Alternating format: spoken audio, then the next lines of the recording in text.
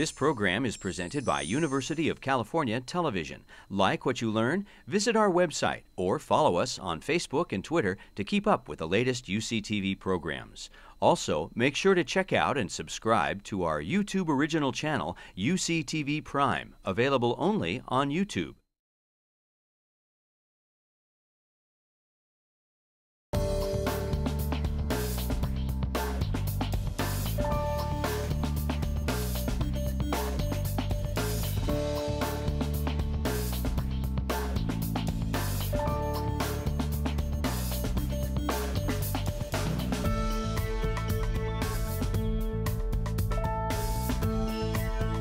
You know, the overarching theme for tonight is transitions, and one of the issues that we are trying to do is think short-term and long-term about transitions. I'm going to talk to you a little bit about our long-term thinking about transitions for people with autism.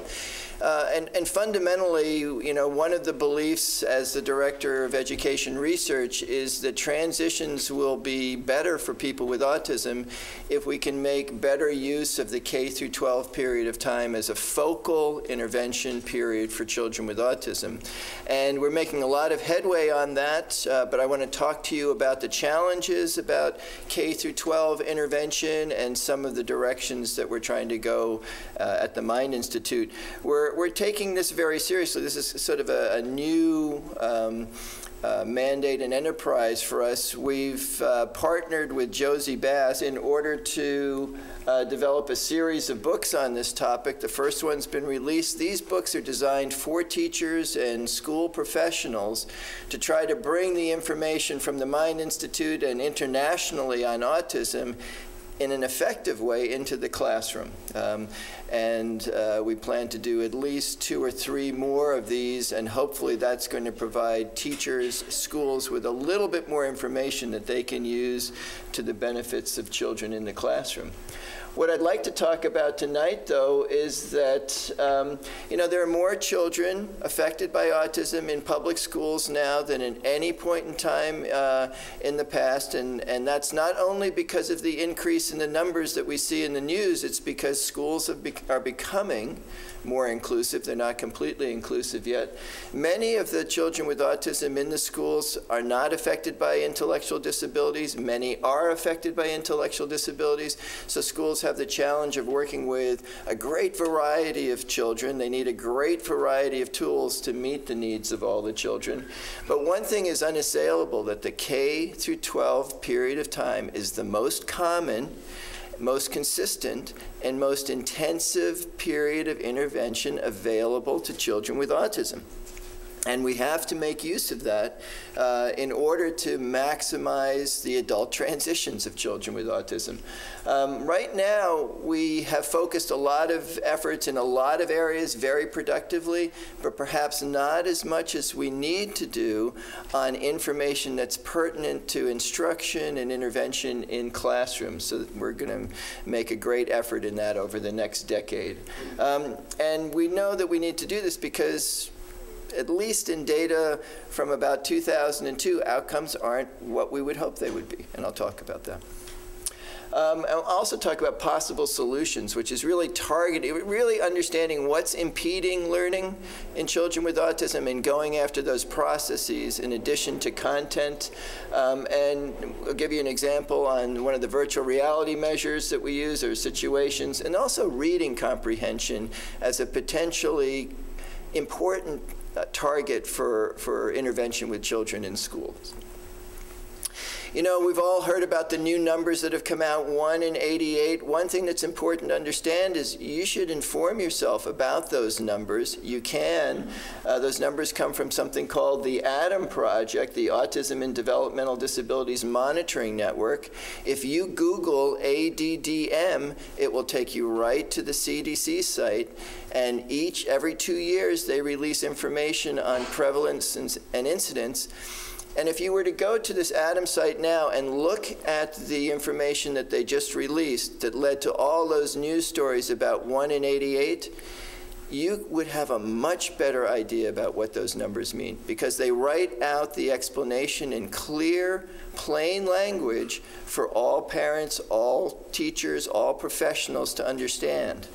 One of the things that we need to understand about this is that when we're talking about 1 in 88, so in the past 3 cycles of information coming from the CDC, you know, basically what the CDC does is they go out and they look at a large sample of second graders, and they go out and look at a different cohort every 2 years, but they use the same methods. And they come up with estimates of the prevalence in these large samples of second graders. This time it was 1 in 88. But the CDC says in their discussion that we believe that the rate is around 1 in 100, because they know that there's variability around this 1 in 88. It has been 1 in 105. It has been 1 in 125. It has been 1 in 150 in other CDC studies. So they know there's a lot of variability. So when we see a number like this, we have to say, well, that's just an approximation, and we need to do more research. If you also look, these data come from 11 different states, and the states are from 1 in 147 down to 1 in 47, and they're all over the place. So there's a lot of variability. But let's take this right now as our best estimate. According to that, there's about 600,000 children affected by autism in K through 12. When we come over here to the Institutes of Educational Science, what they try to do is they try to find all children in K through 12 who are affected by autism periodically. And in the same year, 2008, they identified 336,000 children. But these numbers would say it should be 600,000. So you can see we're not yet at the point of identifying all the children in the schools. And that's because this is second grade data, and this is all grades. So we can imagine that over the next 10 years, the IES numbers will start to come closer to the CDC numbers. And as that happens, there'll be even more reason for schools to focus more energy because they'll be serving more and more children. Interestingly, you know, most of the children in K through 12 affected by autism are being served at least 40% of the time in inclusive environments now, in regular gen ed classrooms. That's a big change over the last 10 years, and it's a very positive change. One thing we have to understand is, you know, you can't interpret one child per 88 as a big change, because when we look at the adult population and data from other countries, we see that the adult population is about 1 in 103. So it's not very different, right? And if there was a big change going on, there should be many more children than there are adults, and we're not sure we're seeing that. So we have to be very careful. All this means is we have to be careful about interpreting any of the numbers we see from any one source at any one time. And here you can see one of the best places to go for information about outcomes and what's happening in schools for children with autism is the Institutes for Education Science, or the Institute for Educational Science. If you Google IES, you'll go right there. Then you can type in autism and get right to the types of information that you need. You know, so here is one of the sources of information. They're presenting information on 1,000 secondary students who are affected by autism and what's happening with them. And as you can see, 4 out of 5, 84%, attend regular schools now. I started in 1981 in working with children with autism. That was not the case. It was not 4 out of 5 children. It was more like 2 out of 5 children were in regular schools. So now it's 84%, 4 out of 5. We're making a lot of progress in bringing the children into the regular schools where they're probably going to get benefits from interacting with other children. And now we have to help those schools improve the instruction that they provide to those children. It's a big, big change. And we know we have to do that because when we look at the graduation rates, this is from the same longitudinal study that I just showed you. When we look at the graduation rates of, what is that, about 800 children with autism that we have data for in that study, we can see that they're graduation rates over 8 years is relatively low. This is 43% aren't graduating after 8 years, which is even low for other exceptionalities. So we know that there's some sort of problem with schools providing the information that they want to provide to these children. We also know, at least from these are older data now, so they were basically what was happening to children in outcome circa 2002. We don't know what's going to happen when we see the new data that's closer to 2012. But at that point in time, children were going out as adults, and they weren't earning as much as we would hope they would, and many of the children were still relatively dependent on homes. But we're beginning to understand exactly why those outcomes are not as strong as we'd like. It's because we've moved all these children into the right educational environment without necessarily giving schools the information that they need to instruct the children. So when we look at studies of instruction for children with autism, we see that oftentimes we're talking about functional life skills, communication skills, play skills, social skills, but not necessarily academic skills. And most often we're talking about studies which only have 1 or 2 or 3 children in them. This came out in 2008, and nobody felt like this was an accurate picture necessarily, because it was the only review that had ever been provided. But now there's been a review by people at the University of Pennsylvania and a review by people in Europe, and they come to the same conclusion. We haven't provided teachers and schools with enough information on how to do instruction correctly. So we don't want to blame schools. Schools have a lot of things to do, and one of the things that teachers want is more information on instruction for children with autism. They're asking for it. And the reason that they're asking for it is that sometimes what we do is we say, well, we know how to do behavioral interventions. We can teach the schools how to do behavioral interventions to manage behavior, and the teachers say, that's great. That's a great thing to do. But that's not what I'm doing as a teacher. I want to be able to do instruction. So the teachers are actually telling us, yes, this is important, but give us more than that. And so there's a sequence of studies now that say that teachers don't implement behavioral practices as readily as we would hope because they're more interested in instruction. So this is really important. We've really begun to communicate with schools in a way that's really important. In the past, we sort of said, well, we know what to do. You need behavioral interventions. And the schools say, well, that's great, but that's not exactly what we need, you know. So the communication is now there on a national level, which should have a tremendous impact on children over the next 10 years. And we're talking about all children. You know, we're talking about going out beyond 18 into the 20s when we're talking about these educational opportunities. You know, one of the things is that we think about early intervention. So, you know, these curves represent the development of possible neural connections at the tops of all these curves, and then how the neural connections get organized due to learning. And in the preschool period, the first months of life, you know, vision, hearing, and language reach their optimum opportunity for learning, and then they get organized.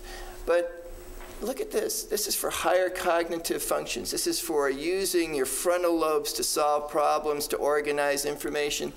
That reaches its maximum potential somewhere, you know, around 5, 6, 7, 8, and then begins to get organized. We've often used these kinds of graphs to say that it's really important to do preschool intervention because the brain is plastic and intervention is going to be, the children are going to be very responsive at that point in time. Well, but we now understand that they're going to be very responsive in first grade through 12th, because the area of the brain here, this frontal part, is very plastic in that period of time.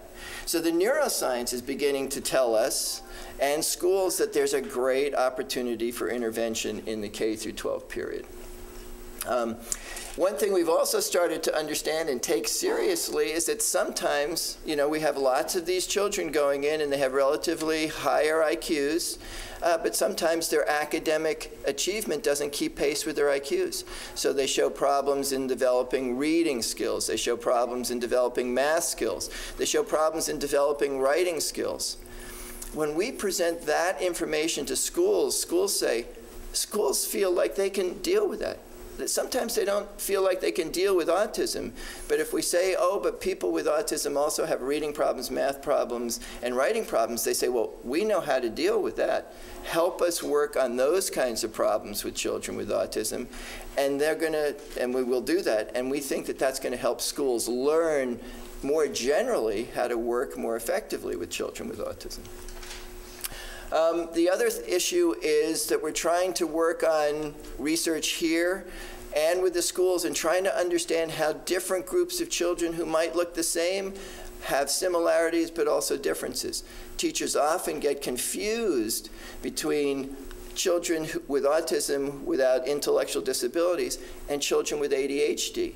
Both groups of children look like they're not paying attention in the classroom, and teachers can't really see what the difference is. We don't really know what the difference is yet, but schools are telling us that if you can help us understand the difference between ADHD and autism, that's going to help us come up with better programs of intervention for both of them.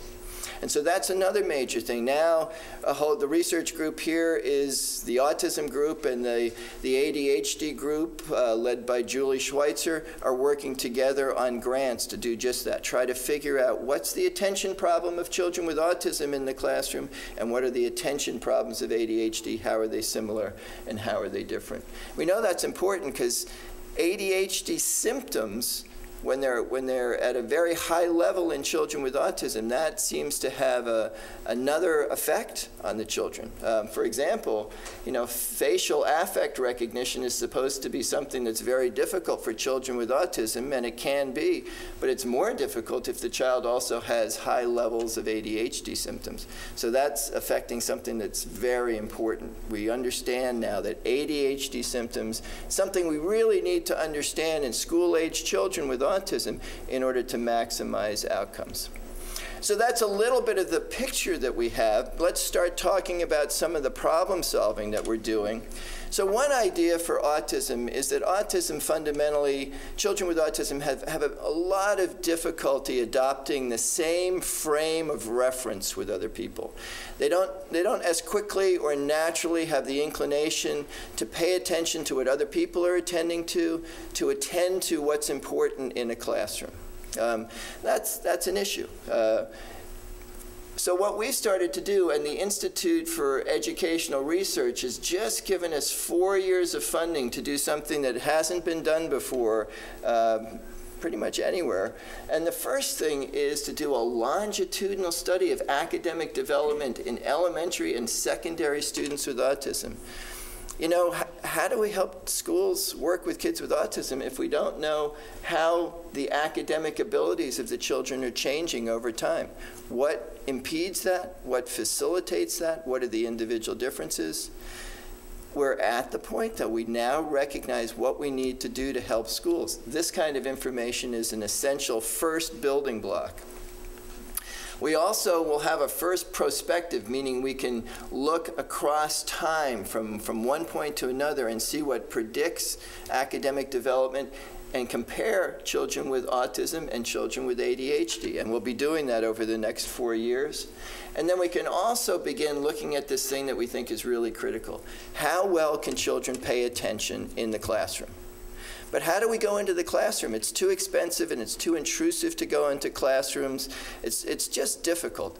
So the way that we've started to do that is we look at a group of children and we test to see what their academic achievement is. This is the Weschler Individualized Achievement Test for reading, and this is the one for math. And when we look at our samples, we tend to see that children with autism aren't keeping up as much as we would like to see.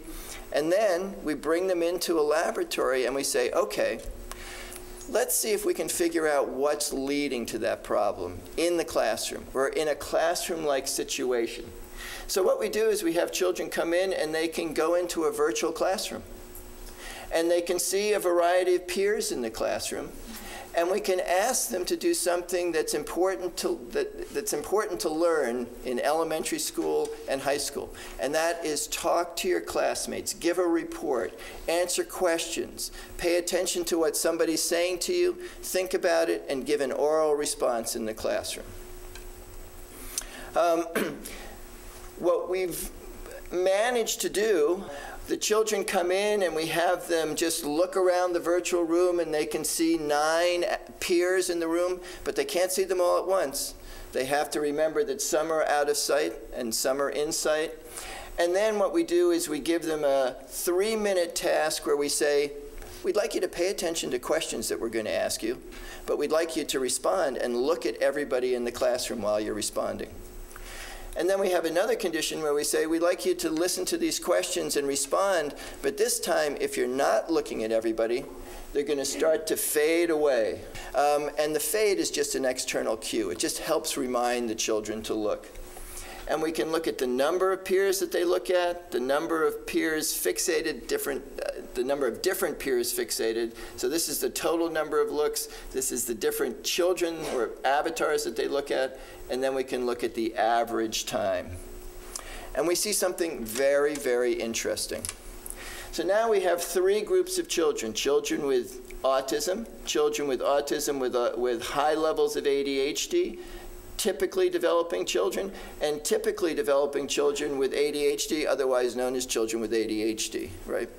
And so we can come over here and we can see that when we look at this group, ASD and typically developing, they don't show very much of a difference in being able to talk and look at all the avatars. But if we have this group with autism and ADHD, what do? They look far less frequently at the avatars. But how about this group? What do? Well, they're distractible. They look all over the place all the time. So right away, by putting them in the virtual classroom, we're able to get a handle on what's the attentional difference. And the attentional difference in this study is these children look around the classroom too much. They're very distractible.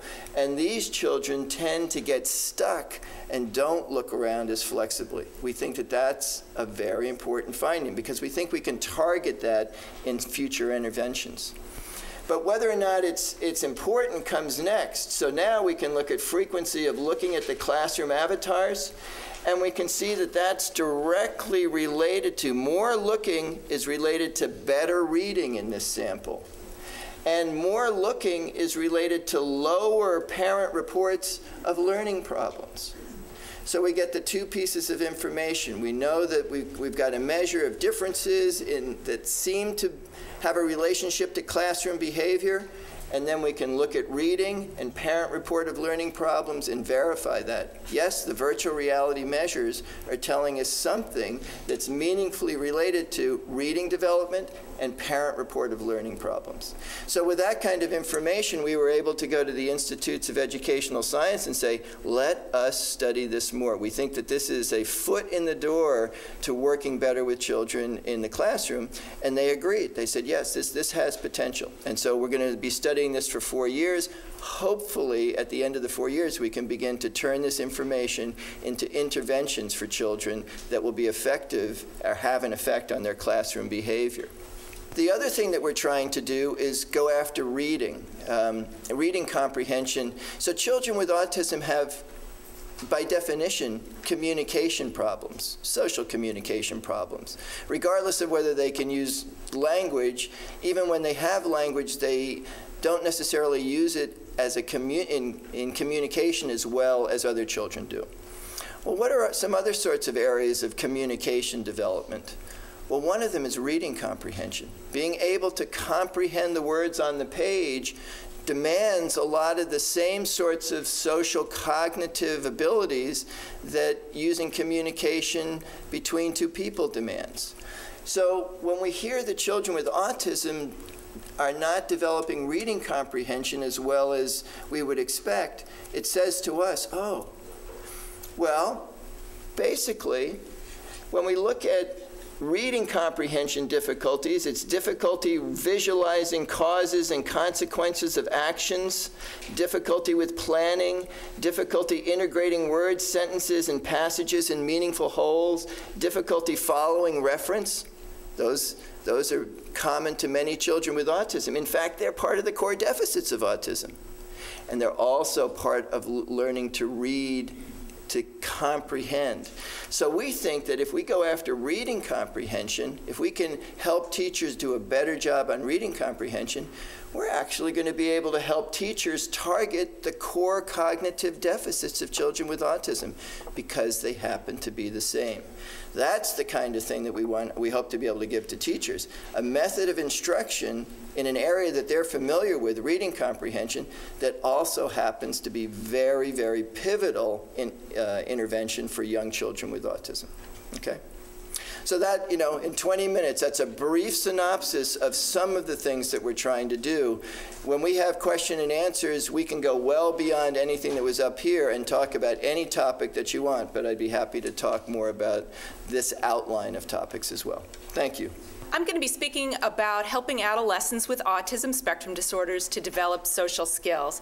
I'm going to start with a little bit of a discussion of adolescent development, friendship development, intervention approaches, and then talk about some future directions. So starting in with sort of a Psych 101 here about adolescent development, adolescence is a really critical period in development for lots of different reasons.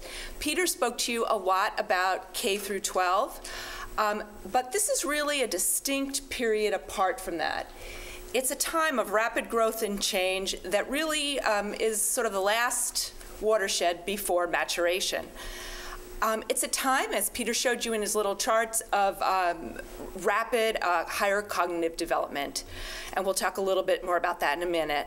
It's a time of amazing physical changes. If you know any teenagers, they can grow a foot in a year. It's pretty amazing. It's also a time of social development, things from friendships all the way up to romantic relationships and sexual relationships potentially. It's a time that's really known for identity development. People have to figure out who they are in the world so they can plan accordingly and move on to becoming adults. And it's also a time when individuals need to prepare to become independent. It's a time when we have to start thinking about vocational approaches in later life, avocations, adult peer relationships, and living on one's own. So talking a little bit about some of the adolescent development and why there may be such rapid changes in cognitive development, you can see here starting at age 5 and going up to age 20, there's real changes in the gray matter of the brain. This is a time when we say things are pruning. And actually, these are little time-lapse photos that I can't show you, but what you would see would be that the blue-purple increases as a result of the green decreasing. At the same time, we see white matter tracks increasing in both males and females, and there's sexual dimorphism here, but the direction in both is towards more myelination. So the thought here is that neural circuits become more efficient because some of the excess connections are pruned out, and more efficient because some of the white matter tracks in the brain develop and help neural circuits to operate more efficiently. And that can potentially explain some of the cognitive changes that we see in adolescence. But adolescence is also actually a time of developmental imbalance. The intellectual abilities of children, the relational reasoning, their ability to inhibit their prepotent responses really increase so that they begin to look very mature, yet a lot of psychosocial indices of maturity, things like risk perception, sensation seeking, and impulsivity, resistance to peer pressure, are at really lower levels, so that there's a real difference between their intellectual abilities and their maturity. And this really can lead to problems. If you have any teenagers, you probably know what I mean.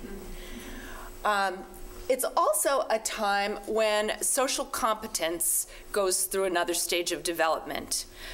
There's a return of egocentricity. Latency-age children, children who are slightly younger, tend to see others' perspectives more easily, but teens tend to start to think of themselves as being the center of the universe.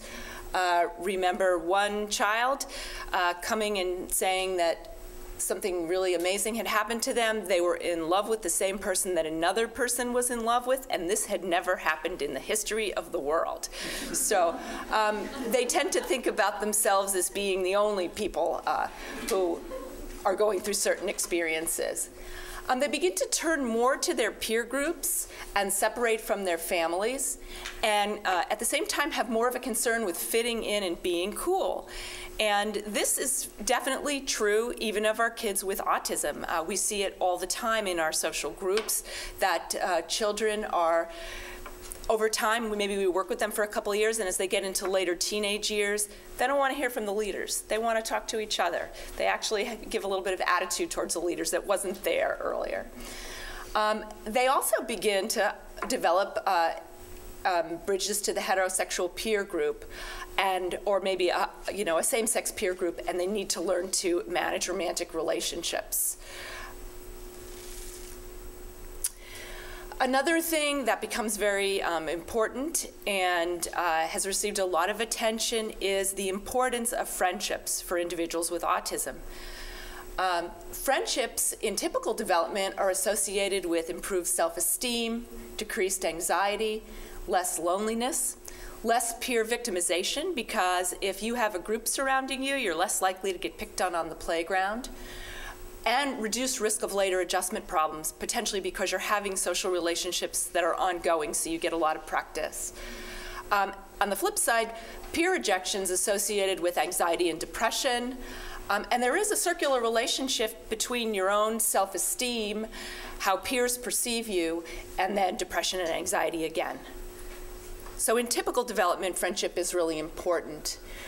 For cognitive development, friendship is also very, very important, because having friendships associated with academic achievement, reduced school dropout, the acquisition of pro-social skills, interpersonal competence in dealing with others, better social problem solving, improved play and language skills, and skill development, which leads to then having more friends. So you probably know or have an idea of what friendship is, but just to sort of put up a picture of typical friendship development, here's a clip of two typical friends that work in our social skills program. Now, you guys are friends? No. How long have you guys been friends? It's fifth grade. Yeah, fifth or No, fourth grade. fourth, sorry. How did you guys become friends? School. School, and we both played guitar. And so we spent a lot of time. Don't forget Guitar Hero. Spent a lot of time doing that together. So now, I just want to ask you, how do you know when someone's your friend? I mean, maybe Adam, you can tell me first, and then Suraj second. What does being a friend mean to you? When somebody, will be there for you when you're in trouble. When, you can share a few jokes with the person. When if you like to be around them, like to talk to them. How about you, Suraj? What do you think? Exactly, like when they'll be there for you if you're in need or help. And someone that you can get along with, like close with, like homework with. Now, have you guys ever had an argument and had to make up? And Yes. can you tell me a little bit about that? No. It's not appropriate. Okay, so how do you know those guys are friends? Any thoughts? This is the audience participation part of the program. They seem real comfortable with each other. Real comfortable with each other, yes, they are. They've been friends for a long time. They laugh at a lot of the same things. Physical proximity. They're real close to each other physically. Anybody else have any ideas? Well, they've been friends for a long time. They actually are doing the same activity. They've come to volunteer at our social skills groups. They have a lot of shared jokes. They actually have a lot of shared activities. They obviously were going to collude against me and not let me know what their little source of problem had been. So they're about 13 at the time this was taken, and they are. You can see exhibiting a lot of the traits of sort of typical friendship. In adolescence, in typical friendships, there's an increase in mixed sex interactions, and other sex interactions gain more importance. There's a lot of intimate self-disclosure. You saw these guys disclosing. They spend a lot of time together in typical development, and really, in conjunction with another person and away from your family, you begin to develop an identity that starts to serve as the basis of your adult identity. Because we're in a way station here towards adulthood, and in adulthood, there's going to be a whole new social network that's created by the circumstances of your living alone and working in a work environment. And there's a lot of same-sex friendships, but there's also opposite-sex friendships. You know, if you get busy doing work-related things, that colors how often you see your friends. And really the goal in adulthood is to be able to have your own family eventually and develop an ability to make intimate relationships that'll take you through your life. Now, what do we know about friendship in pre-adolescence and adolescents with autism spectrum disorders? We know a while back it was thought that kids with autism really didn't experience these social emotions like loneliness and jealousy. But thanks to Connie Cassery and Nurit Bauminger, there was a series of studies that really showed this wasn't the case. But alarmingly, close to half of individuals with autism have no friends. Less than 10% were reported to have truly reciprocal friendships. They have fewer friends in general, shorter friendships, less contact with their friends, lower quality relationships, and some of them never see friends outside of school. Sometimes they experience neglect and rejection in schools, and the statistics are actually even worse for young adults. Some recent studies out of Marcia Seltzer's group showed that once kids graduate from high school, especially the higher functioning kids who don't receive as many services anymore, things are really bleaker. So we wanted to study friendship more in pre-adolescents and adolescents several years ago. So our colleague Nurit Bauminger in Israel came here, and we set up a study to investigate what children looked like when they came into a laboratory with their friends. And we found, very encouragingly, that we were able to recruit kids with friends of more than 6 months, which is one of the inclusion criteria, that is kids with autism. And we wrote a series of 5 manuscripts that documented essentially that kids with autism did exhibit lower quality friendships, friendships with somewhat less intimacy, but there were a lot of aspects of their friendships that were similar to typically developing kids. They laughed a lot, they had a lot of shared enjoyment in their interactions, they had a lot of common interests, and it really, friendships that were of one child with autism and one child with typical development looked a little bit better in this big coding system that we created, but they looked relatively similar, actually. We also took a look at cognitive abilities. In my study, I took a look at abstract reasoning, and that's basically the ability to establish categories in a card sorting task. So coming up with, we had a set of about 6 cards that were different colors, different shapes, and you had to sort cards in different ways. You could, based on the categories, or concept identification. And we found that kids with autism were impaired in both these abilities, but children who had stronger abstract reasoning abilities had friends who reported that the friendships were more intimate and close. And I think that that's a really important finding, and it's something that we work on today in our socialization program. There are a lot of ways to teach kids that are teenagers and friendship skills and relationship skills. Generally, when children are younger, a lot of approaches are one-on-one, more applied behavior analytic approaches, for whom kids in this age range aren't necessarily appropriate. Certainly not appropriate for the really higher functioning kids. And they really don't teach you how to become involved in a large group of peers, generally. Most of those interventions are dyads or triads at most. We actually started an intervention back when I was a postdoc, now 10 or 12 years ago.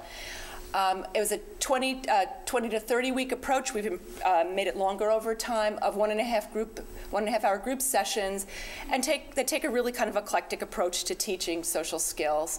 Our agenda includes an opening circle, game time and a snack time, a lesson time, an outside time and a joke time, and this isn't really rocket science. A lot of people have done similar things, but we've done it for a lot of time now.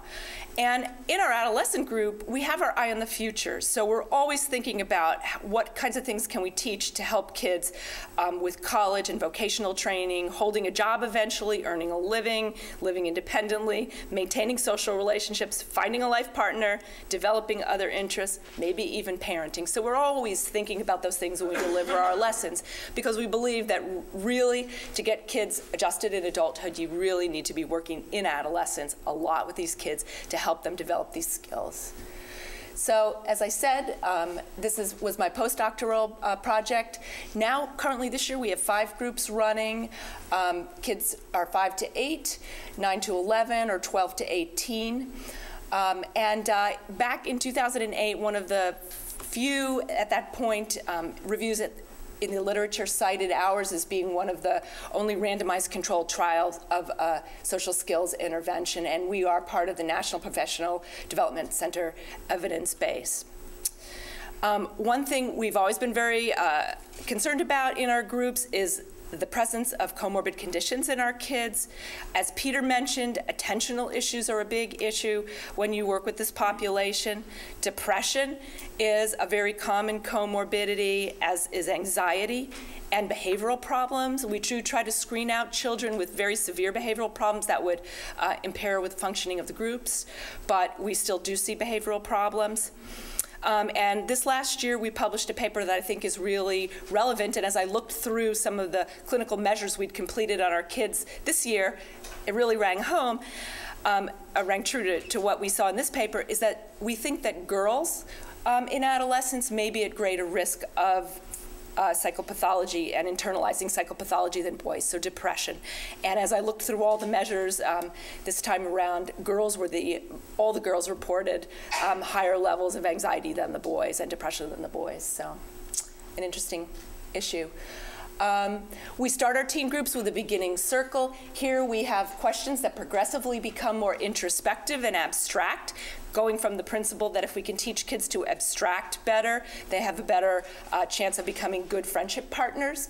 So we start with very basic questions about movies, games, ice cream, and food, but then talk more about things. What did you learn about yourself in group by the time we get to the end of the group? We always try to keep our groups very divided into very different activities to give the kids a lot of different opportunities to interact with different people and to do a lot of different things. This is our structured game time, where we try to teach kids to practice the skills required to play simple games. Anyone can play simple games, and you can even be really good at simple games even if you don't have a lot of language or you have a lot of severe autism symptoms. And we really use the time to work on promoting sportsmanship and to prevent cheating. We definitely, I see some giggling out there from somebody who might know what I'm talking about. We have a lot of lesson ideas. They were published in 2004 in the paper we wrote. They've also, to a certain degree, the Logison curriculum. There's now a curriculum that's out there that's a published book that uses a lot of the same curricula. So I can get you a copy of this paper if you're interested. And we run through a lot of different topics ranging from problem solving to knowing your feelings, to knowing how to have a conversation, to knowing first impressions, to knowing what kind of clique you'd belong to. The goals of our last activity, Joke Time, are to teach jokes and scaffold the development of a sense of humor, to continue teaching about irony, sarcasm, metaphors, more aspects of abstract reasoning, and to give a safe place for feedback in joke telling.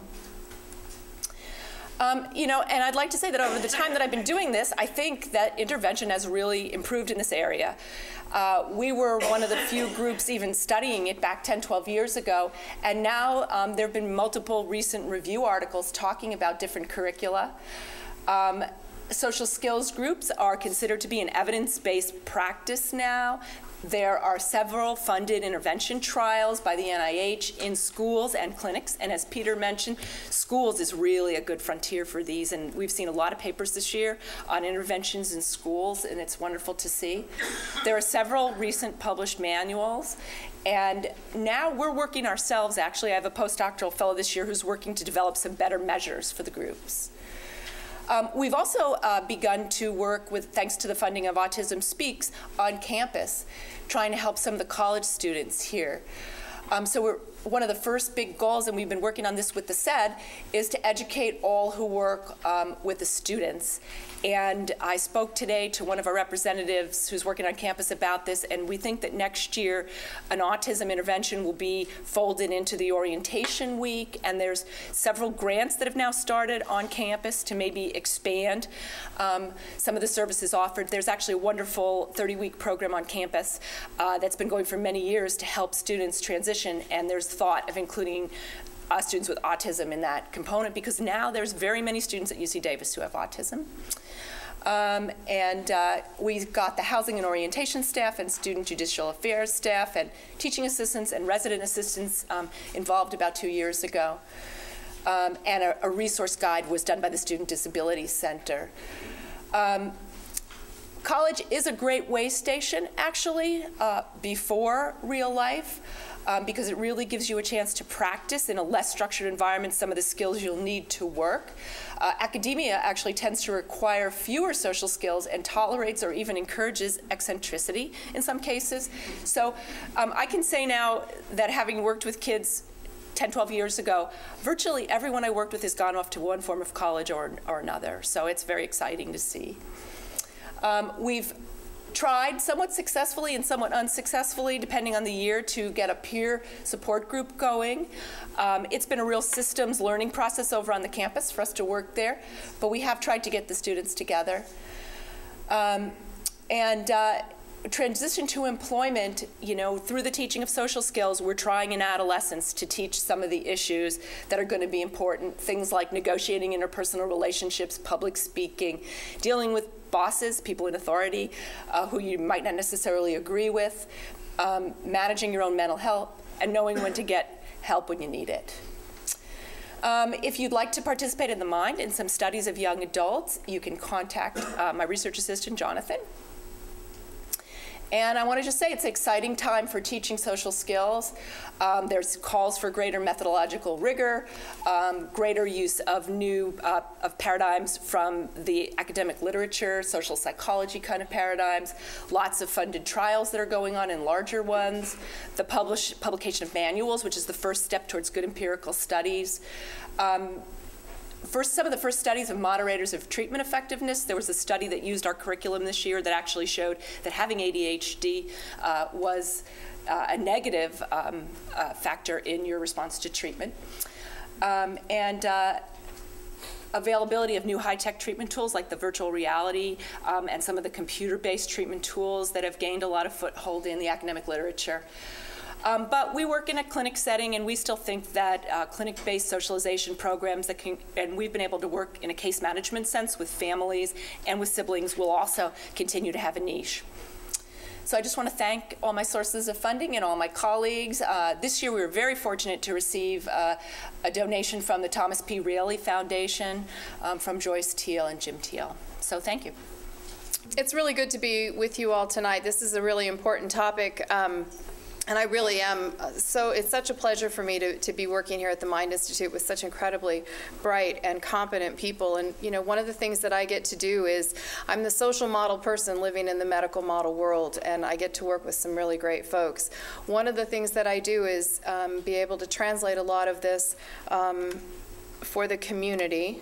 And the Center for Excellence in Developmental Disabilities is the wonderful group of people that I work with here at the Mind Institute.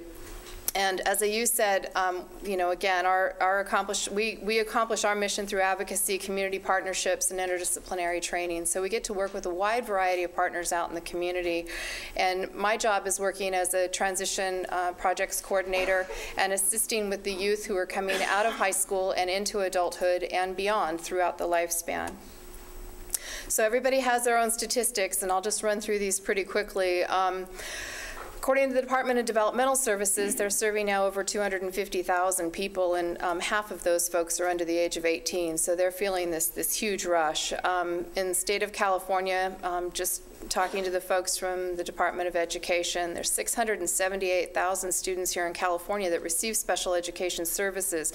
Now that's a wide variety of different students, but there's a huge dropout rate for the kids that we serve, and that truly is a problem, and of course Dr. Mundy talked about that. And again, when you're thinking about outcomes for young people and what we want in this world, you know, in all of our lives, we really do want to be able to go on to further education, we want employment, we want real jobs, and we want to live good, purposeful lives in the community. And Department of Labor states that in California, less than 2% of the Californians with developmental disabilities actually have gainful or sustainable employment. Again, already alluded to this evening that, you know, the elephant in the room for a lot of our educators is that they work really hard and they see now a very diverse group of students in the classroom, and they definitely do need new tools and new resources. Even just, you know, locally, there's a huge number of students that are in general education, but there's an awful lot still that are going through transition programs that are uniquely developed just for the students that we have with autism and other developmental disabilities that are not mainstreamed. So when I first got here, I started talking with a wonderful group of families and educators out in the community, the transition professionals that we have working in the community at community colleges and transition programs and employment programs, and they said to me, we really need to know what our options are. What are our resources when we move from K through 12 and childhood, and our loved ones and our students hit age 18, legal adulthood, and what does that mean for all of our kids, and how that's going to impact their lives.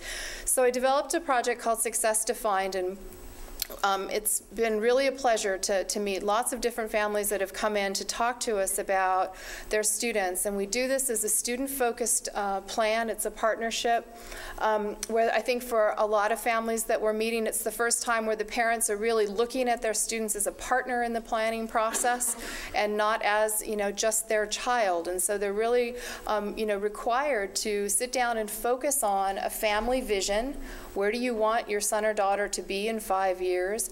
And then the students that come in and join us, they're partnered with facilitators. These, again, are all transition-age professionals that are out in the community, and self-advocates, adults themselves with developmental disabilities who come in as peer mentors and work with the youth around their outcomes and expectations. We use a lot of materials that were developed here in California through the Leadership Through Personal Change project, through the Department of Developmental Services. We did a lot of field testing with these materials, and basically what they are, it's a starting point. They're conversation starters, they're guides, they're opportunities for people to start thinking about what's going to work for them and their students. So we asked students to develop a mission statement, and for those of you who've been to Success Defined, and I see lots of wonderful familiar faces out in the audience this evening, you know that when the students are able to come up to the podium and talk about what their mission statement is, even those students who maybe are only able to use a few words at a time, you really get a sense of their pride and their enjoyment in being able to share with their families what's important to them. We're trying to set this up as a real advocacy and empowerment project. We recognize that by the time kids are going through high school and are coming out the other end, there's just not a whole lot of really positive outcomes that they're receiving, either through their IEPs or through their education process, and we really want to change that. And one of the ways that we feel we can change that is through empowerment and the importance of really igniting the parents and family members, loved ones, the people that care about our students, to focus in on what's important for them as a family, identify what works and what doesn't, and then let us help to figure out what those resources are that are lacking. Having an inclusion vision obviously is really important for lots of reasons. We need to be able to use this through person-centered planning, which we focus all of our experiences on with families, so that they have a chance to really think about what is important to my son or daughter, what brings them joy, what makes them happy, what are their skills, what are those things that they really want to focus in on, so that we can hopefully turn that into opportunities through higher education and employment. It also gives opportunity to increase community participation. We think that that's really important. Oftentimes the students that we come in contact with seldom leave the school campus. They're not given the opportunities for internships. They're not given opportunities, even through the workability or the TPP programs, to go out and get a lot of volunteer experience or work experience. And so we're really trying to work with the teachers around what are some of those barriers and push that through with parent involvement. And again, being able to come up with a family vision as well as a student mission statement, it helps students and parents when it's time to go in for those IEPs and when it's time to sit and work with the educators and work with all the others that tend to be in the lives of our students. It gives them a focal point. It gives them more power in the IEP meeting to have for themselves their own plan, their own wishes for outcomes, and be able to be a part of that, planning process. So we use the different tools. All of these tools are proven. They're readily available. They're up on websites. They're free. They are wonderful opportunities for people to get the conversation started. Again, they are person-centered planning tools, which means that if you focus them around the students, as a family, you can create your own success. What does success mean to you as a family and as individuals? So we're talking a lot with families during our training and thereafter. We follow families throughout the school year. We really try very hard to stay connected with those families who are working through their own transition, and they're in various stages of transition. We accept students 15 years old to about 22, 23, but we've been known to accept others because we have a real hard time saying no around here. And the importance of that is if you have students that really are kind of out there in the world, there's not a whole lot of things going on for them, and there's not a lot of futures planning that has been done. We really want to be able to put the materials and the resources in the hands of the family members. So the traditional IEP, I was really shocked. I've worked an awful lot with people who have very complex challenges, old school community inclusion specialist. I worked for the last 25 years getting people out of developmental centers, skilled nursing facilities, institutions, and helping people to get into the community with good lives, with supported living, independent living, supported employment, and those other generic resources that are out there available to all of us. And I was really shocked to hear how many teachers and parents and students came forward to say that students were really not participating in their IEP. Now, where I come from, if you're not leading your own individual program plan, or IPP, which is known if you receive regional center services, there's a problem there. And so one of the things that I was really struck by was how many teachers were really uncomfortable even sometimes having students in the room. Now, that's not a statement on the quality of the teachers. I think that that's a statement on when there's just not an awful lot of resources to offer families and we really don't have good options for them, we kind of get stuck. And one of the beauty, I think, for me, a beautiful part of the student-centered planning process is it allows the student, no matter who they are and how they articulate their dreams and their interests and the things that promote them into feeling successful, to invite to their meeting who they want to have a mentor, a friend, a family member come, to be able to do the planning ahead of time prior to the IEP, remembering that it is their meeting. Nothing about us without us. You hear that a lot around here. Because if we aren't teaching empowerment, if we're not teaching advocacy skills to our young people while they're in high school, we're really missing a huge opportunity. So, I mean, a traditional IEP can be, 8 or 9 people sitting around the room and really looking at it through a deficit model. And a good student-led IEP is going to be one where the student, the family member, and the individuals that care about them work in partnership with teachers. I hear way too often that people have to go in and fight for what they want. And we all recognize that there is a huge fraying of our service system, and the resources that we have, generic and otherwise, are really in trouble. And so one of the things that I know is that we really need to get on the same page with each other. Resources are limited. We don't have an awful lot of time to waste. When students are in high school, that is their time to focus in on transition and do that planning. Otherwise, what we're seeing is an awful lot, especially those students who may or may not get regional center services who have autism, a lot of what we're calling the generation of couch surfers. We have to start the planning while people are in high school. So one of the things that we focus in on, well, actually 3 things that we focus in on through Success Defined is Think College, and making sure that everyone has a measurable outcome in their IEP that's going to focus in on post-secondary education of some kind. Community colleges, four-year colleges, tech schools, trade schools. It doesn't really matter, but we're really encouraging all of our students to be thinking about what's next after high school, and trying to share with them the true differences in attending high school versus going on to a community college campus, and the benefits of doing that, and helping them to get connected.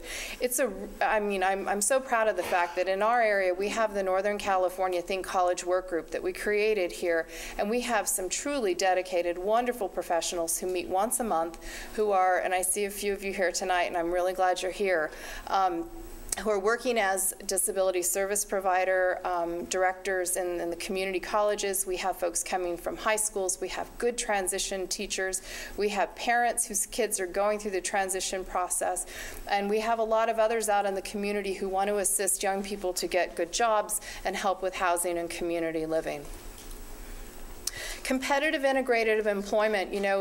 California's working on employment first legislation. Right now it's an awful lot of conversation with some really good people who are trying to influence the fact that one of the things that we need to get our heads wrapped around for this new generation of people, young people, is that they want to work and they need to work, and that all people need to work. We need to be redefining what that means in terms of just allowing folks to go to day wasting programs, or going home and kind of sitting in mom's kitchen all day, or going and hanging out at a movie theater once a week.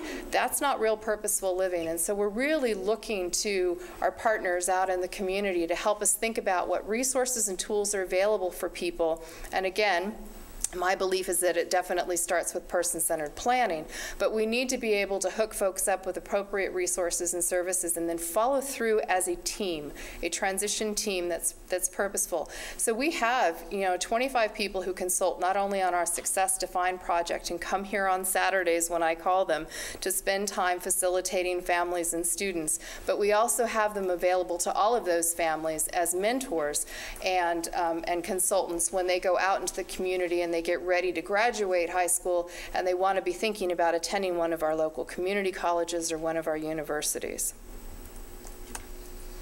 So we put together a chart to kind of help people think about. We're often asked, well, give me an organization chart. And the truth is that it's really tough to do that.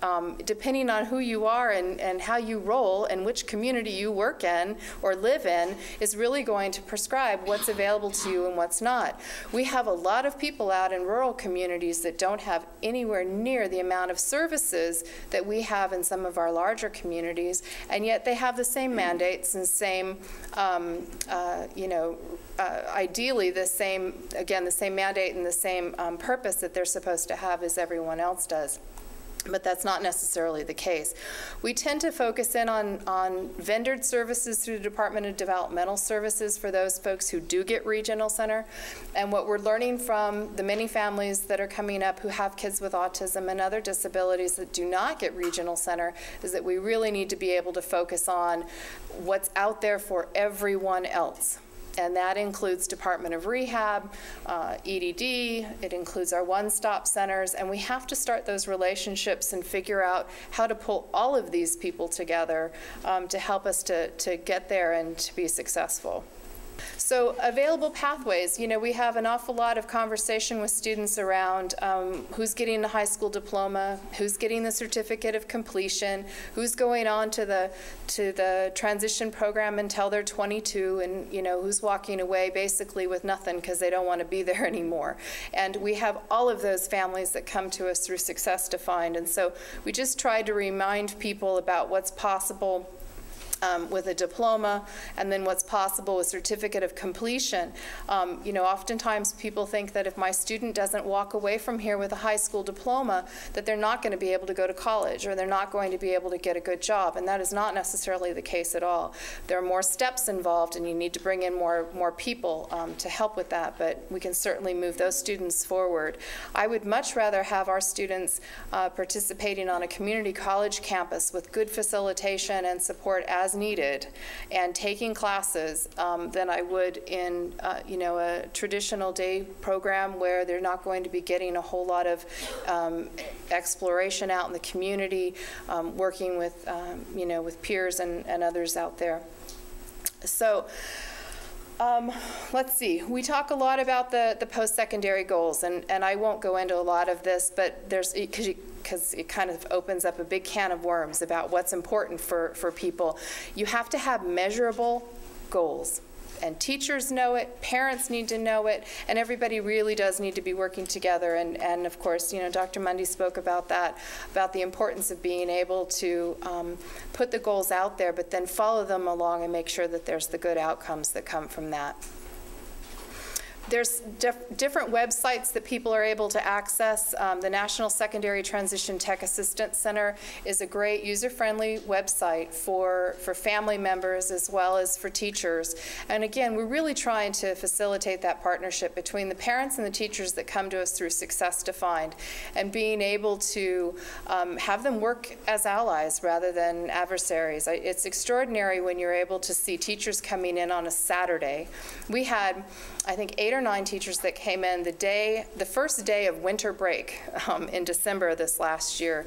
And, you know, we applauded them. It was a huge commitment on their part. And what they're saying is a lot of these teachers have been put in situations where they're either teaching transition for the first time, or they're teaching transition with very limited resources in their school districts. And so being able to come here and work on behalf of those students and those parents is terrific. So we use a lot of those resources that are available to all people with disabilities, and certainly the rest of us out in the community. Yo Disabled and Proud is a wonderful organization that's put on through the California Foundation for Independent Living Centers. Talent Knows No Limits is all around employment and helping folks to get on through the LEAP program and being able to understand what's available to you when you start working. We have some great materials out at the tables that I hope that you all will pick up. We have lots more. I personally am a minimalist. However, my office mates often accuse me of being a hoarder because one of the things that I know that's really lacking in this world of transition is information. And although we can always send it out to you with PDFs, there's nothing better, I think, than picking up that one piece of paper that you really want to go home and explore a little bit more deeply to see if that's going to work for you and your family. We talk a lot in Success Defined and throughout our trainings that we do here at the CEDD about the importance of disability disclosure and disability awareness and acceptance, and that's not always easy for a lot of our students. A lot of our students recognize it very clearly in themselves, and yet we do have, more than not, students who have been told their whole life, there's nothing wrong with you, it's everybody else. And what we need to really do and help those students is to be able to empower them, I think, to really embrace who they are, learn how to ask for help when needed, and to define for themselves and those around them how they can be successful, to do that really good exploration of self. And it works. It's very exciting to see students get empowered again about who they are and how they can recognize what works for themselves. There are an awful lot of materials that have been developed around person-centered planning that give people information about voting and about leadership and self-advocacy, self-determination, feeling safe, being safe, end-of-life planning, and on and on and on. And I think one of the things that we really try to promote is for people to get involved, become good advocates, learn how to move and maneuver through this community by being a part of the leadership. How are decisions made? Learn how those decisions are made, be a part of that decision-making process, and get involved. So the Mind Institute has some really great stuff. And then finally, you know, I would be remiss, I think, if I didn't say that because of, everyone in this room I know is feeling the effects of services diminishing and really not sure how we're all connecting. It seems that a lot of us are doing an awful lot of different things. And I really implore you to go and talk to one colleague, one neighbor, one family member about what they're doing or what they know about how to promote successful lives, purposeful lives for people with disabilities in your community. And I think, it's got to be that one fish at a time thing. So anyway, it was good to be with you all, and I think we're here for questions, and thank you very much.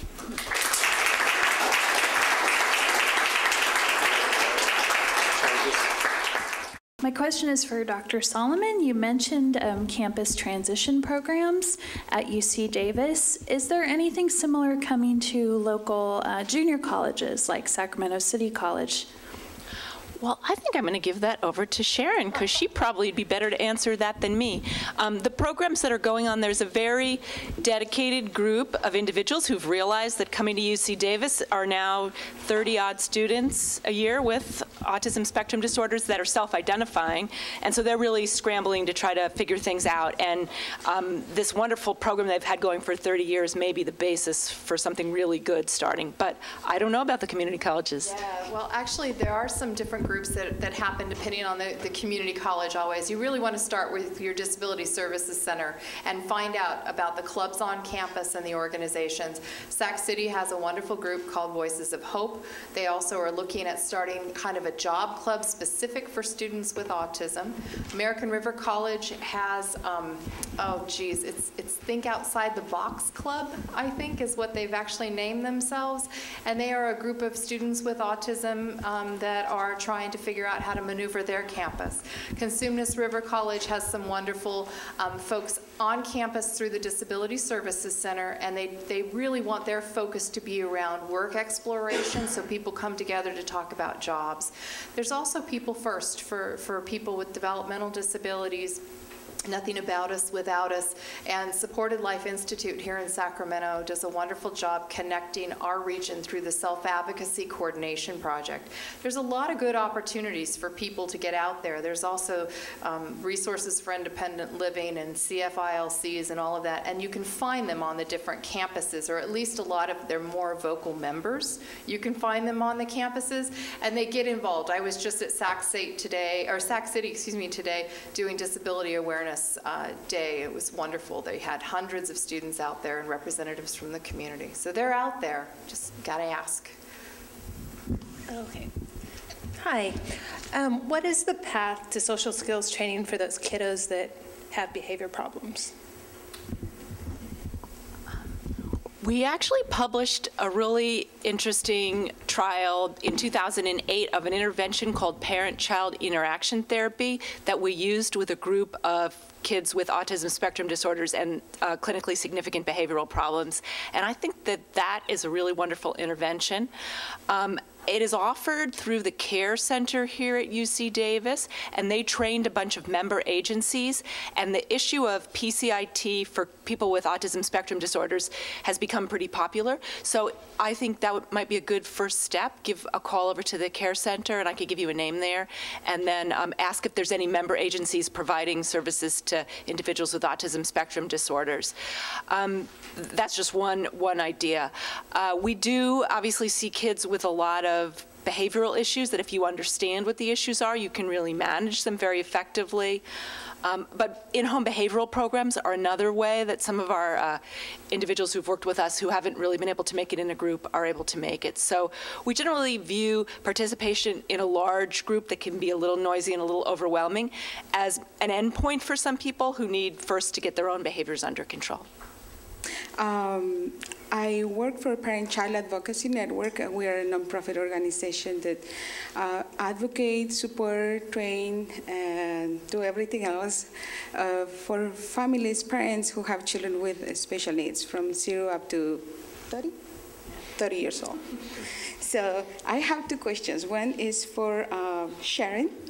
I want to ask you if we invite you to come to our transition fair Are you willing to come? And also, please say yes. I don't dare say no. And also, in our organization, I do the transition, let's say the transition version in Spanish. My coworker does the English version, so I would like to know if there is material in Spanish also. We do have support groups, and in the Spanish group that I am facilitating, I always ask the parents to come with the children who are in transition age. Usually they ask me for childcare and bring the little ones and leave the transition age kid at home. And so one of my requirements is to bring the child who I want to see, and I will give you childcare. So, so it will be great if we have materials and also information in Spanish for the families. In our culture, it's a little bit different. So it's more like you were saying, staying at home, sitting at the kitchen, watching a movie.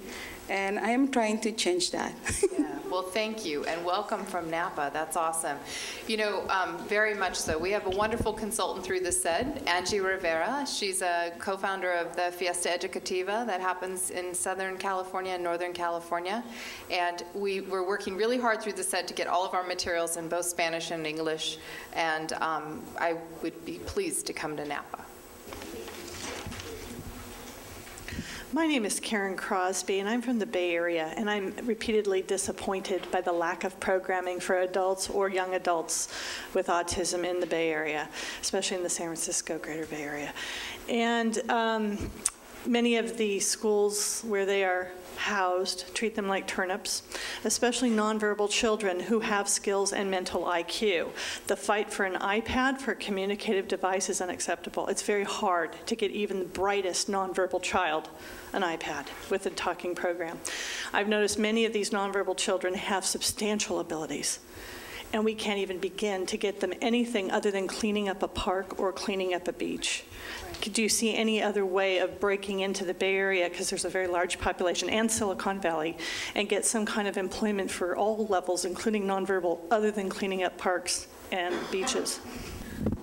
And welcome from the Bay Area. You guys are amazing. That's quite a drive. Yes, absolutely. East Bay Innovations is a supported employment organization that works out of Alameda and Oakland, and they do a kind of a project search, if you will, where they work with the hospital there and they assist people with autism and other developmental disabilities to get jobs. Also in San Francisco, I know the ARC is working really hard to develop programs, and they still seem to be kind of the leader in making sure that people are able to stay in the community and get work. But I have to tell you that a lot of organizations, even the good ones, are saying it's very difficult to get employers now. It's very difficult to find jobs. If you look at the unemployment rate and the state of our economy for everyone, it's very tough to find jobs. The state of California is still hiring. They have the LEAP program. They encourage people with disabilities to come in and fill out those applications and get those jobs. And I know you have an awful lot of state, county, and city in the Bay Area. But I think that, you know, calling these town halls and getting folks together and figuring out what resources can each of these organizations and entities bring to the table. We need to be able to do that more. We're no longer able to work as islands or as specific vendors. We have to be able to work together and draw each other's resources in.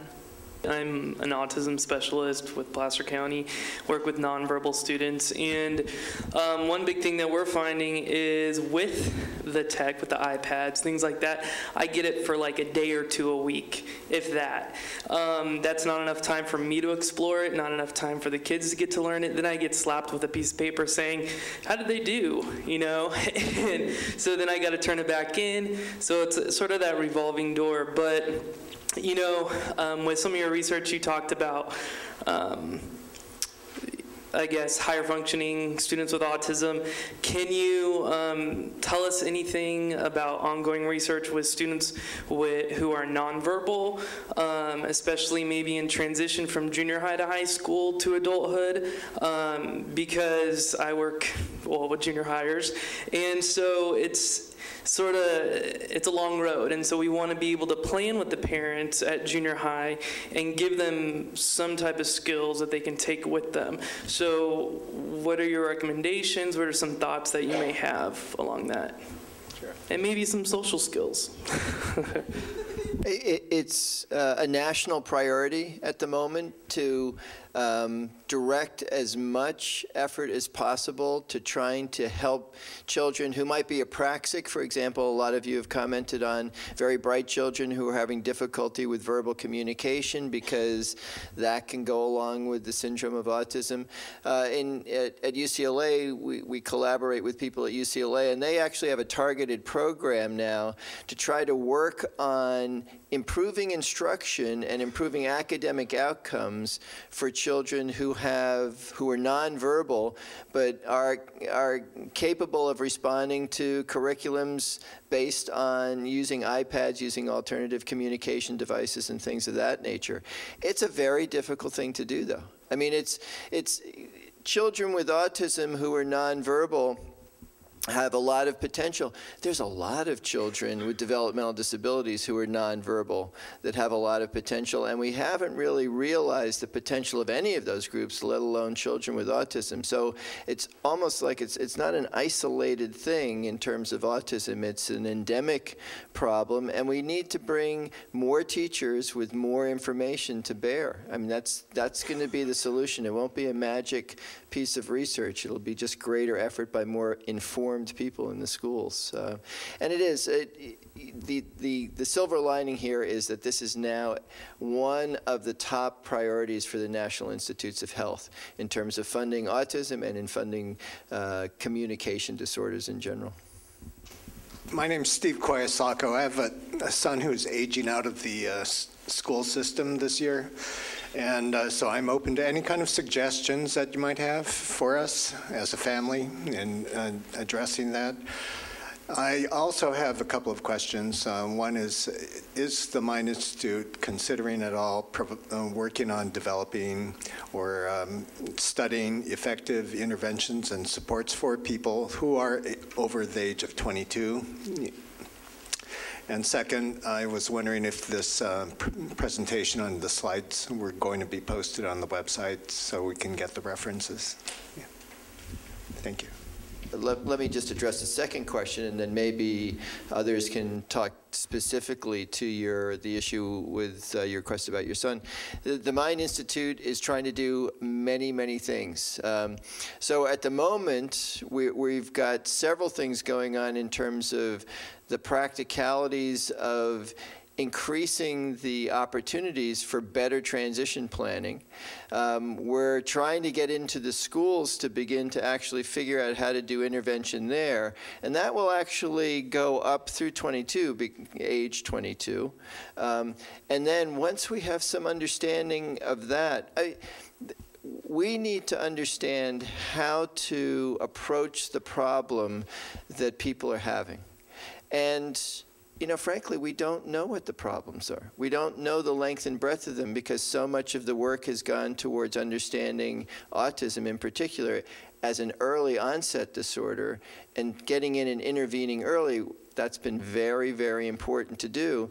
We're now at a more mature phase of research where we're beginning to realize that autism doesn't stop after the preschool period, that it continues on, it changes, it develops, people with autism develop, they change, and we have to do developmental studies and then do intervention based on that.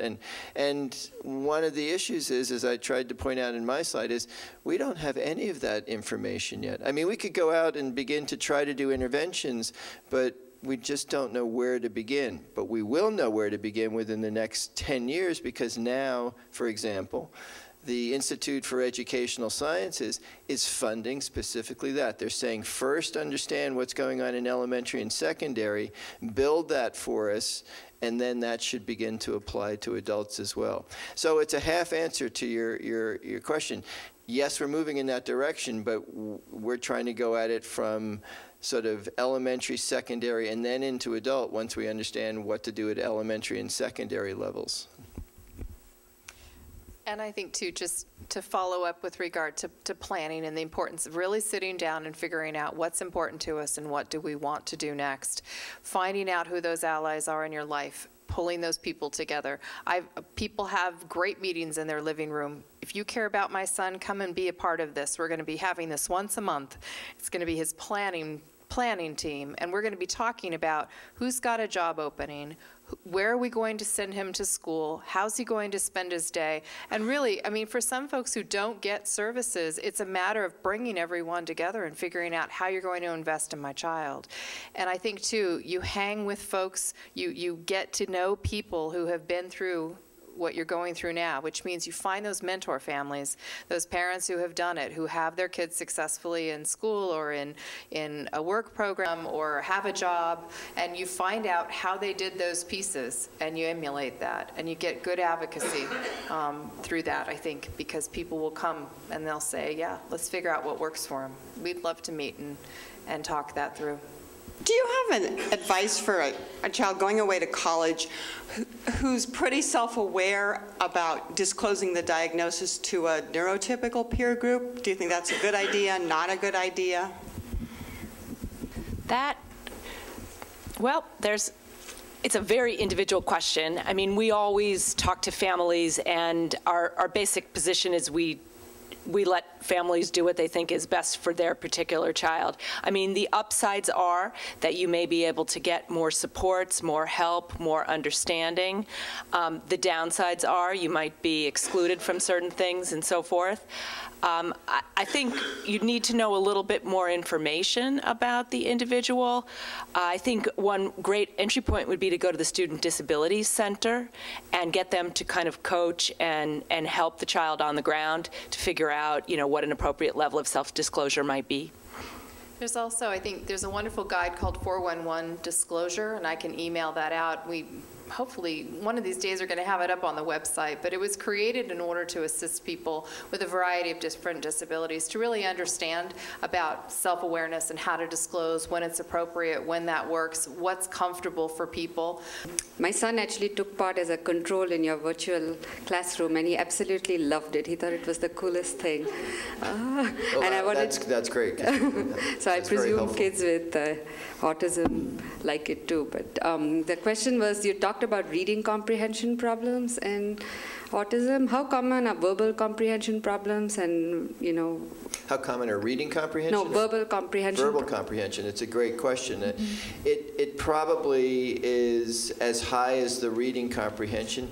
But interestingly, I don't think that there's any clear data on children, elementary and secondary children, who have relatively good verbal skills, who you would not know, and you'd have to test to see whether they're having verbal comprehension problems. There isn't very good data on that yet. And it's because a child, you know, I think we've had the schools, all of us have had a prototype of autism that is a child who's very unresponsive and doesn't do anything. And now kids with autism are like everybody else. They have a variety of skills, lots of strengths. And when schools see a child with autism who has strengths, they forget to look for what's difficult for them. They're so pleased that the child has strengths that they don't go in and say, well, they have strengths, but boy, I wonder if they're really understanding everything, because there's a lot of homework problems. There's a lot of misconceptions that are coming up. So we just don't have that information. We will start to have it, but it's this transition we're going in models. You know, the face of autism has changed so much over the last 30 years that schools literally are not prepared for the variability that they're seeing in children. And it's almost like there's two categories: children who are nonverbal and aren't learning very well at all, and all other children. And so we just don't know. But we will eventually. And my other question was also for Sharon, and I wanted to thank Sharon for the amazing work she does, because Sharon knows I'm really interested in transitions, and we've often talked about pooling resources and doing wraparound kind of services for kids in transition. But my question to you was, people who live, outside of this area and more rural communities, when parents are looking for employment, where do they turn? Other than the regional center, are there resources for people who are not within our area that they can turn to? Right. The state of California is very diverse, and there's an awful lot in every community. But there's certainly opportunities through one-stop centers, employment development department, Department of Rehab. Those are all services that people can access regardless if they have regional center or not. And you have to really know in your community who you're advocating, what type of work and opportunities are out there for folks. But there's similarities within our communities up and down our state, but if you're more rural, again, you might have the same mandates for services, but you don't have access. And so we're hearing more and more families talking about actually having to move into more, of the larger cities in order to get service, and it really is unfortunate. So we love the challenge. We want to hear from people from Oroville and from Walnut Creek and wherever else they might be living in order for us to help them to figure out what works for them. Okay, hi. Hope you will forgive us. We came a long way. I'm Paolo, she's Angela from Italy. So it's a very long way. So this is a very specific question. We have a 5-year-old guy, he's a very cute boy, and he has high functioning autism with high IQ. He has improved in the last year a lot with early start Denver model. Now he's 5. Do you think there is a definitive approach that you could advise to us now? That is 5, or just should go on with what? And how many hours, according to you, is the right? I don't know. It's difficult to say, of course. You have to tailor therapy to every single case. I'm sure of that. Since I'm a urologist, So, but anyhow, could you give us a decent answer? Sure. Thanks. A decent Thanks answer. I don't know. I can give you an answer, perhaps. Thank you. Because the question was very. Yeah, no. So I just want to make sure everybody understands. So here's a 5-year-old boy. He's in an intervention program called the Early Start Denver model, which is a very good model because it's sort of child-directed. You follow the attention of the child, and you use the child's interest in order to deliver the intervention. And so it's a very, very productive way to go. It depends now. I don't know whether at age 5 your child would be considered for preschool, kindergarten as the next step. And I don't know too much about the Israeli educational system, so I'm a little bit of a disadvantage.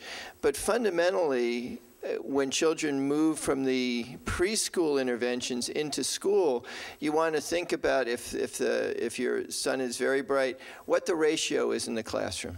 I mean, ratio in the classroom is going to be very important. How much experience the classroom school teachers have with working with children who are higher functioning children with autism, or autism in general. We're talking about a higher functioning boy. You want to talk to parents about other children that have been in the school and find out how they see the response of children to the curriculum in the classroom. I mean, those 3 things are really the most important things. It's expertise in the classroom, numbers in the classroom, and some sort of information about the response of other children in that system. And that's going to be your best guide, but it won't be the Early Start Denver model. In fact, I'm not exactly sure what's available in Israel right now, but there probably won't be a curricular. Robin, are you going to say something about that? I was going to say, I think they said Italy. Oh, Italy, I'm sorry. I'm not sure what's available, thank you. What's available in Italy doesn't matter. It's the same thing. Right. But Sally does go to Italy a lot, that's right. But curriculars, we don't have the same sort of curriculums. I mean, we have 3 or 4 preschool curriculums now that seem to be effective.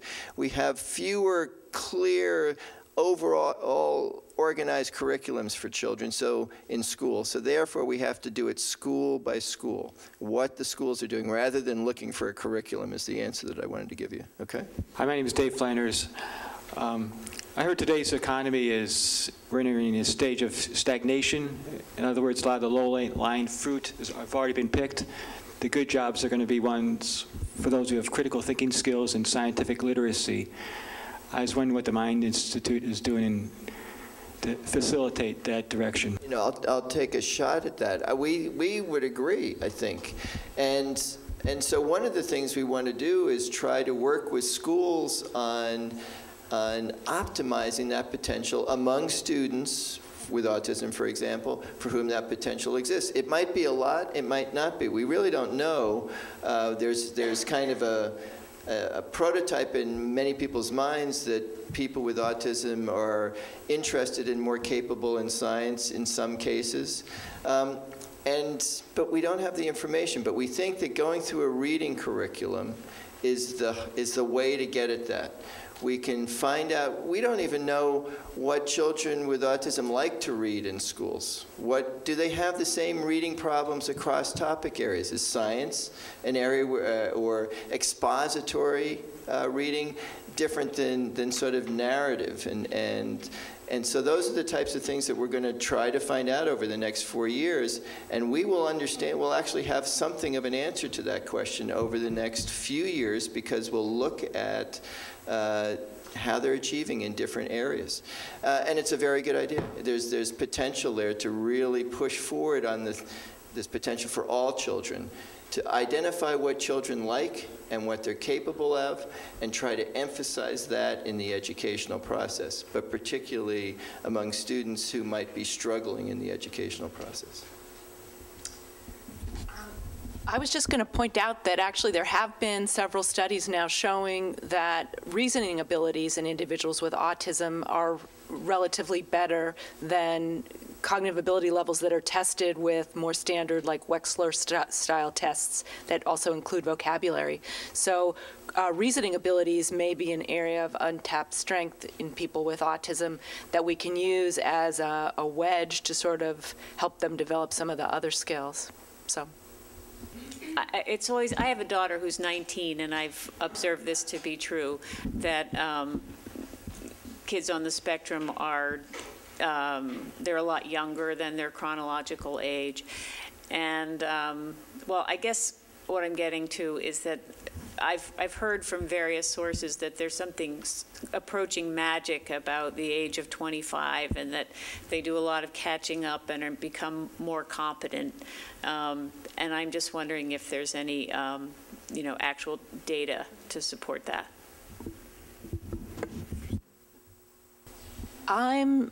I'm not familiar with that piece of the 25, but I am familiar with the just transition kind of to the 20s as being a time when individuals do catch up. But there is the countervailing trend that a lot of kids are graduating from high school and sitting in front of the television, and that I would imagine that those kids are not going to see that magic 25. So I think it's really, it's really going to take a lot of planning and support. But I think kids definitely do develop at that point. Sometimes they're just a little bit delayed, our kids with autism. The other magic thing about the age of 25 is that that's when the federal definition for youth, that's the cutoff date, right?